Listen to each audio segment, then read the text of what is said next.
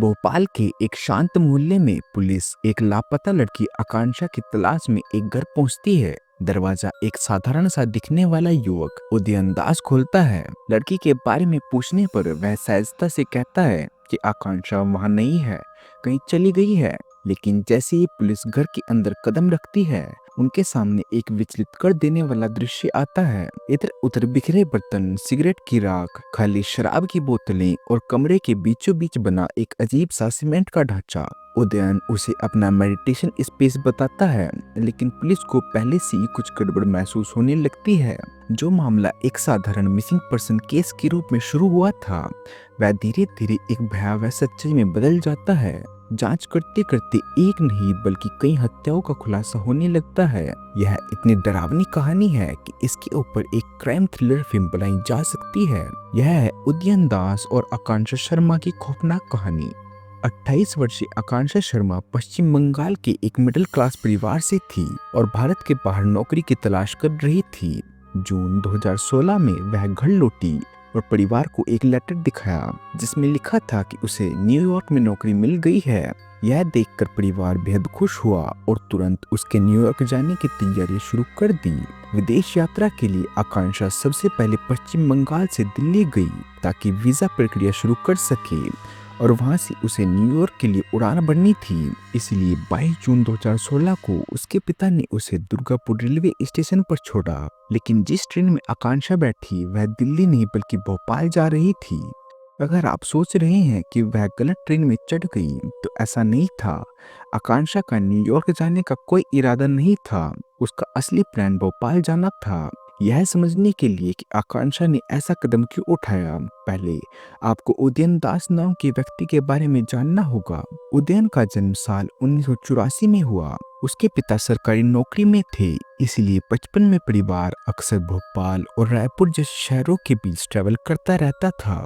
उदयन एक शिक्षित उच्च मिडिल क्लास बंगाली परिवार से था। उसके पिता वीरेंद्र कुमार बीएचईएल में फोरमैन थे और उसकी मां इंद्राणी दास भोपाल में डेटा एनालिस्ट के पद पर कार्यरत थी।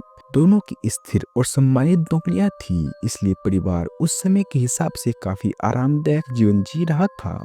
उदयन उनका इकलौता बच्चा था, इसलिए घर का पूरा ध्यान उस पर ही रहता। लेकिन यह ध्यान प्यार से ज्यादा नियंत्रण से भरा था, खासकर उसकी मां इंद्राणी दास की तरफ से। कहा जाता है कि वह बेहद सख्त, हुक्म चलाने वाली और उम्मीदें रखने वाली महिला थी। शायद इसी कारण उदयन का बचपन बेहद अकेलेपन में बीता। उसका कोई करीबी दोस्त नहीं था और अपनी शांत शर्मीली प्रकृति के कारण वह घर के बाहर किसी से बहुत कम बात करता था। सिर्फ उदयन ही नहीं, उसके माता पिता भी पड़ोसियों से लगभग कोई मेलजोल नहीं रखते थे। वे सभी मिलकर एक चुपचाप और निजी जीवन जीते थे। यह छोटी सी बात आगे इस केस में बहुत मायने रखेगी। अकेलेपन और चुपचाप व्यवहार के कारण उदयन को अक्सर स्कूल में बुली किया जाता था और उसके कोई खास दोस्त नहीं थे। धीरे धीरे वह अपनी कल्पनाओं की दुनिया में खोने लगा, जहां वो अकेला नहीं था। ये कल्पनाएं उसका एस्केप बन गई और फिर उसकी हकीकत। समय बीतने के साथ वह लोगों से और दूर होता गया। स्कूल में वह पढ़ने लिखने में बहुत अच्छा था, लेकिन इंजीनियरिंग कॉलेज के पहले साल में ही सब कुछ बदल गया। वह गलत संगत में पड़ गया, बुरी आदतें सीखी और उसका प्रदर्शन गिरता गया। घर से लगातार डांट फटकार मिलती रही, जिससे उसे खुद को फेलियर महसूस होने लगा। इस दबाव को सहन ना कर पाने के कारण अंततः उसने कॉलेज छोड़ दिया और यही उसकी जिंदगी का बड़ा मोड़ बन गया। इसके बाद उदयन ने दो जिंदगियां जीना शुरू कर दी। वास्तविक जीवन में वह एक बेरोजगार व्यक्ति था जो अपने माता पिता के साथ घर पर रहता था, लेकिन ऑनलाइन उसने अपनी एक बिल्कुल अलग नकली पहचान बना ली। एक सफल दुनिया घूमने वाला प्रोफेशनल जो रोमांचक जीवन जी रहा था। उसने सोशल मीडिया पर खुद को अमेरिका के स्टेट हेल्थ डिपार्टमेंट में अधिकारी और पीएचडी स्कॉलर दिखाया। अलग अलग देशों और शहरों से फर्जी चेक इन पोस्ट करता रहा ताकि लोग समझें कि वह दुनिया घूम रहा है। 2015 की एक पोस्ट में तो उसने लिखा, taking delivery of my Lamborghini in Paris. हैरानी की बात यह थी कि उदयन सिर्फ नकली अकाउंट ही नहीं बना रहा था, बल्कि इन झूठी कहानियों को सच की तरह जीने भी लगा था। वह इन झूठों पर इतना विश्वास करने लगा कि उसकी सोच और व्यवहार दोनों बदलने लगे, जिससे उसके व्यक्तित्व पर गहरा असर पड़ा। इसी दौरान उदयन की जिंदगी में 28 वर्षीय आकांक्षा शर्मा आई। उदयन और आकांक्षा की मुलाकात इंटरनेट पर हुई। खबरों के अनुसार उनकी बातचीत फेसबुक या शायद उस समय लोकप्रिय सोशल साइट ऑर्कुट पर शुरू हुई। कहा जाता है कि उदयन एक समझदार युवा और आर्थिक रूप से स्थिर परिवार से आने वाली आकांक्षा की तरफ जल्दी आकर्षित हो गया और जल्दी उसने उसके पैसों पर नजर डालकर योजनाएं बनाना शुरू कर दी। उसने आकांक्षा को अपनी नकली दोहरी जिंदगी के सपने दिखाने शुरू किए। उदयन ने उसे झूठ बताया कि वह अमेरिका में काम करने वाला एनआरआई है। इस झूठ को टिकाए रखने के लिए उसने अपने कमरे को भी इस तरह बदल दिया कि वीडियो कॉल के दौरान वह न्यूयॉर्क का फ्लैट लगे। धीरे धीरे उसने आकांक्षा को पूरी तरह अपनी बनाई हुई नकली दुनिया में खींच लिया और कुछ समय बाद वह भी उसकी बातों पर यकीन करने लगी। सोचिए, उदयन के लिए झूठ बोलना इतना सामान्य हो चुका था कि हर छोटी से छोटी बनावटी बात किसी फिल्मी सीन जैसे लगती थी। उसने बड़ी चालाकी से आकांक्षा को अपनी नकली दोहरी जिंदगी की दुनिया में फंसा लिया था और यहाँ तक कि उसे यूनिसेफ और यूनेस्को जैसे बड़े अंतर्राष्ट्रीय संगठनों में नौकरी दिलाने के झूठे वादे भी कर दिए थे। यही एक आखिरी कारण बना जिसके चलते आकांक्षा ने यह बड़ा कदम उठाया।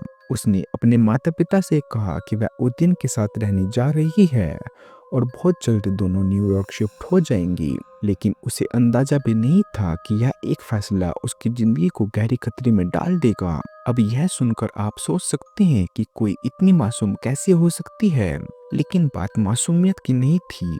यह उदयन की झूठ बोलने की कला थी। वह इतना माहिर था धोखा देने में कि अपनी बनावटी कहानियों को बिल्कुल असली जैसा दिखा देता और दूसरों से भी उन पर यकीन करवा देता।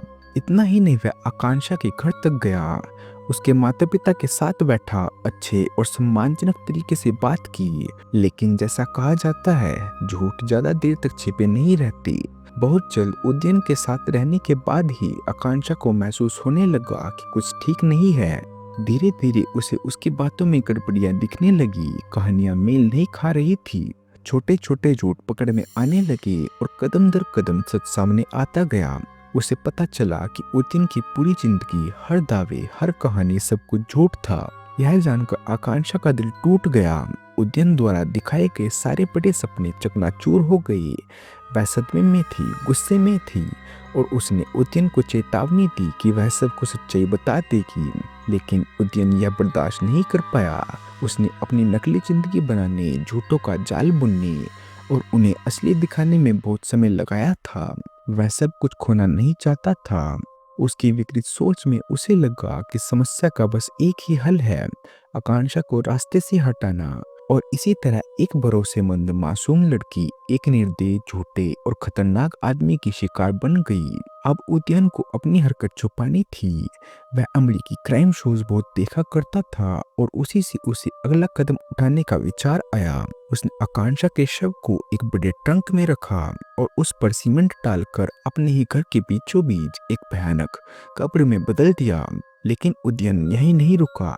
किसी को शक ना हो इसलिए वह आकांक्षा का एटीएम कार्ड और उसका फोन इस्तेमाल करता रहा। उसने उसके फेसबुक अकाउंट से उसके माता पिता को मैसेज भेजे, जैसे मैं ट्रेनिंग के लिए यूएसए पहुंच गई हूँ, और जब भी मैं फोन करती वह उसकी तरह जवाब देता, मैं अभी व्यस्त हूँ, बात नहीं कर सकती। इस तरह वह महीनों तक इस भयानक सच को छिपाकर उसी घर में रहता रहा जहाँ उसने आकांक्षा को दफनाया था। सोचिए कितना डरावना होगा उसी घर में रहना जहाँ उसने आकांक्षा को सीमेंट के नीचे दफनाया था। ना कोई शर्म, ना डर, बस एक अजीब सी खामोश दहशत। और भी चौंकाने वाली बात यह है कि आकांक्षा की हत्या के 2 महीने बाद उदयन ने उसके माता पिता को पश्चिम बंगाल के बांकुड़ा में अपने पास बुलाया था। बाद में उसके माता पिता ने कहा कि अगर वे वहां चले जाते तो शायद वह उन्हें भी मार देता। खबरों में लिखा है कि उदयन ने आकांक्षा के बैंक अकाउंट से लगभग 1,20,000 रुपये निकाले थे। कई महीनों तक आकांक्षा की कोई खबर न मिलने पर मामला गंभीर हो गया और तब उसके माता पिता ने मिसिंग पर्सन रिपोर्ट दर्ज कराई।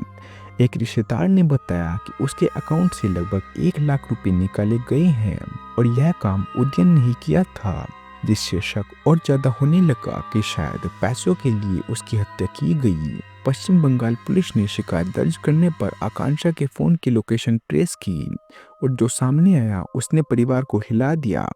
उसकी आखिरी लोकेशन भोपाल साकेत की थी। तभी उसके पिता को सच्चाई समझ आई कि उनकी बेटी यूएस नहीं गई, बल्कि भोपाल में उदयन के साथ रह रही थी। शुरुआत में पुलिस ने सोचा कि शायद आकांक्षा अपने बॉयफ्रेंड के साथ भाग गई होगी, इसलिए मामले को गंभीरता से नहीं लिया गया। लेकिन 5 जनवरी को उसके पिता ने दूसरी रिपोर्ट दर्ज कराई, इस बार यह कहते हुए कि उदयन ने उनकी बेटी का अपहरण किया है। तब जाकर पुलिस ने मामले को गंभीरता से लिया और पूरी जांच शुरू की।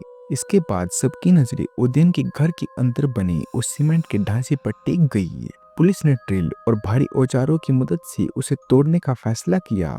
लगभग 3 घंटे की मेहनत के बाद जब ढांचा टूटा तो अंदर एक लोहे का ट्रंक मिला और उसे खोलने पर उसमें आकांक्षा का शव पाया गया, जो पिछले 6 महीनों से उस सीमेंट के नीचे दबा हुआ था।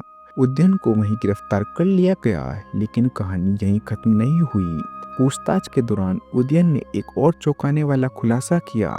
उदयन के कबूलनामे को सुनकर पुलिस स्टेशन में मौजूद हर व्यक्ति स्तब्ध रह गया। किसी ने नहीं सोचा था कि वह आगे ऐसा कुछ बताएगा। उसकी बात सुनते ही पुलिस उसे भोपाल से लेकर सीधे छत्तीसगढ़ के रायपुर पहुंची। वहां पहुंचकर उदयन ने एक घर की ओर इशारा किया और पुलिस उसके पीछे पीछे चली। जैसे ही वे वहां पहुंचे, अधिकारियों ने औजार मंगवाए और घर के बगीचे में खुदाई शुरू कर दी। शुरुआत में कुछ नहीं मिला, यहाँ तक कि 8 फीट तक खोदने पर भी कुछ नहीं। लेकिन जब और गहराई तक खुदाई की गई तो अंततः मिट्टी के नीचे कुछ दबा हुआ मिला, और जो सामने आया उसने पुलिस को दंग कर दिया। वहाँ 2 कंकाल थे और वे किसी और के नहीं बल्कि उदयन के माता पिता के थे। जी हाँ, उदयन ने अपने ही माँ बाप की हत्या की थी और उन्हें उसी घर में दफना दिया था। पुलिस ने जब उससे पूछा कि उसने इतना भयानक काम क्यों किया, तो उदयन ने सच बताया। जैसे कि मैंने पहले बताया, सख्त पालन पोषण और गहरे अकेलेपन के कारण उसकी जिंदगी धीरे धीरे टूट रही थी। स्कूल तक वह एक अच्छा छात्र था, लेकिन इंजीनियरिंग कॉलेज में दाखिला लेने के बाद सब कुछ बदल गया। वहाँ वह गलत संगत में पड़ गया, ड्रग्स लेने लगा और उसकी पढ़ाई में रुचि कम हो गई। ग्रेड्स गिरने लगे। इसी वजह से घर पर उसे हमेशा डांट और अपमान झेलना पड़ता था। बढ़ते दबाव ने उसे बेकार और निराश महसूस करवाया। वह इस अपमान को और नहीं संभाल पाया और सोचने लगा कि अगर वह अपने प्रताड़ित करने वाले माता पिता को ही अपनी जिंदगी से हटा दे तो उसकी सारी समस्याएं खत्म हो जाएंगी। इसी सोच के चलते उसने साल 2010 में अपने दोनों माता पिता की हत्या कर दी। हत्या के बाद उसे शव को छुपाने का तरीका चाहिए था, इसलिए उसने घर के पास काम कर रहे एक मजदूर को बुलाया और उससे सेप्टिक टैंक के लिए गड्ढा खोदने के लिए कहा। पहले तो मजदूर ने मना किया, लेकिन उदयन ने उसे सामान्य दाम से 3 गुना ज्यादा भुगतान करने की पेशकश की। लालच में आकर मजदूर ने बिना कोई सवाल किए काम करने के लिए हाँ कर दी। फिर घर के पिछवाड़े में मजदूर ने 8 फीट गहरा गड्ढा खोदा और फिर रात के अंधेरे में जब कोई नहीं देख रहा था, उदयन ने अपने माता पिता के शव उसमें डालकर सुबह होने से पहले ही गड्ढा पूरी तरह भर दिया। बाद में एक पुलिस अधिकारी ने उससे पूछा कि उसने अपने माता पिता की हत्या कैसे की थी, तो उदयन ने बताया कि 2010 में एक दिन उसके पिता बाजार गए हुए थे। उसकी माँ घर पर अकेली थी। उसे वही सही मौका लगा। वह चुपचाप पीछे से आया और माँ के सिर पर जोरदार वार किया। जब वह गिर गई तो उसने उनका गला घोंटकर उनकी हत्या कर दी और शव को एक कमरे में छिपा दिया। इसके बाद जब उसके पिता बाजार से लौटे और पत्नी के बारे में पूछा तो उदयन ने कहा कि वह मंदिर जाने की तैयारी कर रही है। फिर उसने अपने पिता को एक कप चाय दी जिसमें पहले से ही नींद की गोलियां मिलाई हुई थी। चाय पीते ही उसके पिता बेहोश होने लगे और गिर पड़े और माँ की ही तरह उसने उनका भी गला घोंटकर हत्या कर दी। यह सब करने के बाद उदयन ने रायपुर वाला घर बेचने का फैसला किया। इसके लिए उसने अपनी माँ का एक नकली डेथ सर्टिफिकेट बनवाया और उसकी मदद से घर 31 लाख रुपए में बेच दिया। फिर उसने भोपाल में एक नया घर खरीदा और वहां रहना शुरू कर दिया। अब आप सोच रहे होंगे कि अगर उदयन ने 2010 में अपने माता पिता की हत्या कर दी थी तो वह 2017 तक बिना पकड़े कैसे जीता रहा। किसी को उनकी गुमशुदगी का पता क्यों नहीं चला। जिस तरह उसने फेसबुक पर आकांक्षा को जिंदा दिखाया था, ठीक उसी तरह उसने अपने माता पिता के बारे में भी सोशल मीडिया पर पोस्ट कर लोगों को यकीन दिलाया कि वो विदेश में रह रहे हैं। उसके दोस्त और पड़ोसी इस झूठ पर विश्वास करते रहे। जहां तक रिश्तेदारों का सवाल है, उदयन के माता पिता बहुत ही शांत स्वभाव के थे। किसी से कोई ज्यादा बातचीत नहीं करते थे, यहाँ तक कि पड़ोसियों से भी नहीं। इसलिए उनकी अनुपस्थिति किसी को अजीब नहीं लगी। कुछ रिपोर्ट्स में यह भी कहा गया कि उदयन द्वारा आकांक्षा की हत्या की एक और वजह थी। एक दिन वह उसकी अलमारी में रखी चीजें देख रही थी, तभी उस एक फर्जी पासपोर्ट और उसकी मां का नकली डेथ सर्टिफिकेट मिला। उसी पल उसे समझ आया कि उदयन ने ही अपने माता पिता की हत्या की थी। इस डर के मारे कि आकांक्षा सच सबके सामने ला देगी, उदयन ने उसकी हत्या कर दी। बाद में डॉक्टरों ने कहा कि उदयन एक साइकोपैथिक पर्सनालिटी डिसऑर्डर से पीड़ित था, यानी एक साइकोपैथ था। सभी सबूत उसके खिलाफ थे, इसलिए अदालत ने उसे आजीवन कारावास की सजा सुनाई।